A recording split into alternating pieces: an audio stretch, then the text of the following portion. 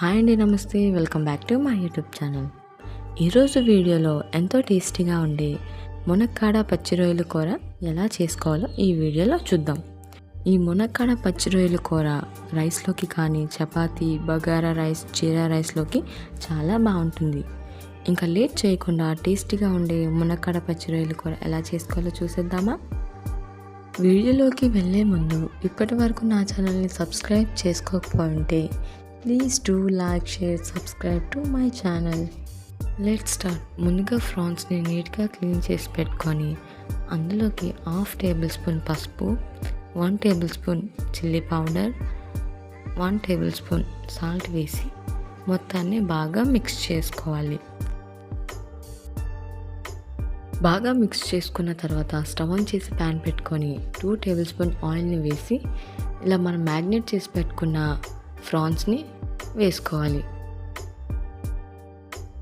ఇలా ఫ్రాన్స్ అన్నిటిని వేసుకున్నాక మొత్తాన్ని మంచిగా ఫ్రై చేసుకోవాలి.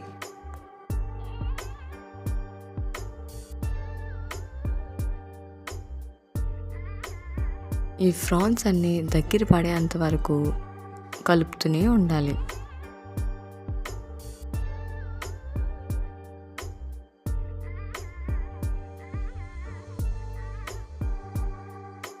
ఫ్రాన్స్ ఇలా మంచిగా ఫ్రై అయ్యాక స్టవ్ ఆఫ్ చేసి పక్కన పెట్టుకోవాలి. ఇప్పుడు మళ్ళీ స్టవ్ ఆన్ చేసి వేరొక ప్యాన్ పెట్టుకొని అందులోకి 1 టేబుల్ స్పూన్ ఆయిల్ని వేసుకొని ఆయిల్ బాగా హీట్ అయ్యాక 1/2 కప్ ఆనియన్స్ని వేసుకొని గోల్డెన్ బ్రౌన్లోకి వచ్చేంత వరకు బాగా మిక్స్ చేసుకోవాలి. ఆనియన్స్ అనేవి లైట్గా ఫ్రై అయ్యేటప్పుడు 1 టేబుల్ స్పూన్ జింజర్ గార్లిక్ పేస్ట్ని వేసి పచ్చివాసన పోయేంత వరకు బాగా మిక్స్ చేసుకోవాలి.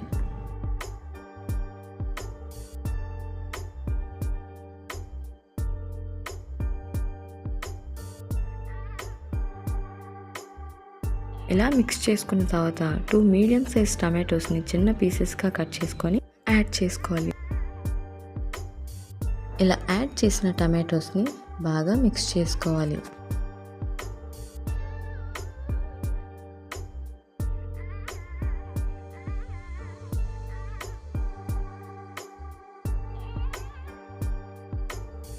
టమాటోస్ ఇలా మగ్గాక ఇందులోకి 1 కప్ దాకా మునక్కాయల్ని వేసి మొత్తాన్ని ఒకసారి బాగా మిక్స్ చేసుకోవాలి.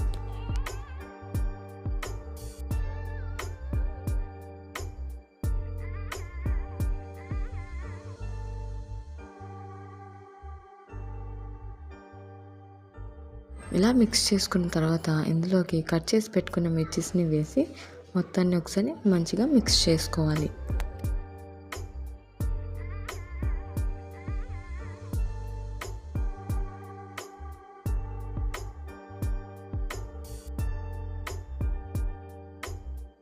ఇప్పుడు దీనిలోకి 1 tablespoon red chilli powder, అలాగే 1/2 tablespoon turmeric powder and మీ టేస్ట్కి తగినంత సాల్ట్ వేసి మొత్తాన్ని మిక్స్ చేసుకోండి.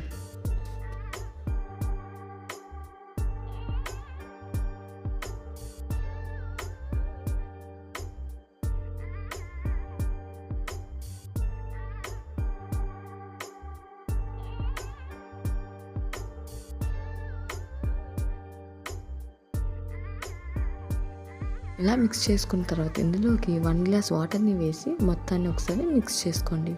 ఇలా మిక్స్ చేసుకున్న తర్వాత ఇందులోకి మనం ముందుగా ఫ్రై చేసి పెట్టుకున్న ఫ్రాన్స్ని వేసి మొత్తాన్ని ఒకసారి మంచిగా మిక్స్ చేసుకోవాలి.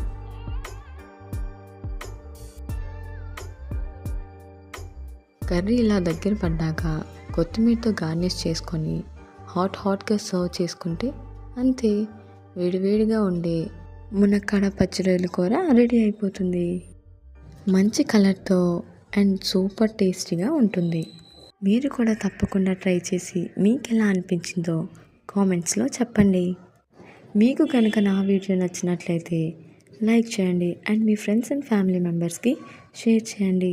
ఇప్పటి వరకు నా ఛానల్ని సబ్స్క్రైబ్ చేసుకోకపోయింటే please subscribe. Thanks for watching.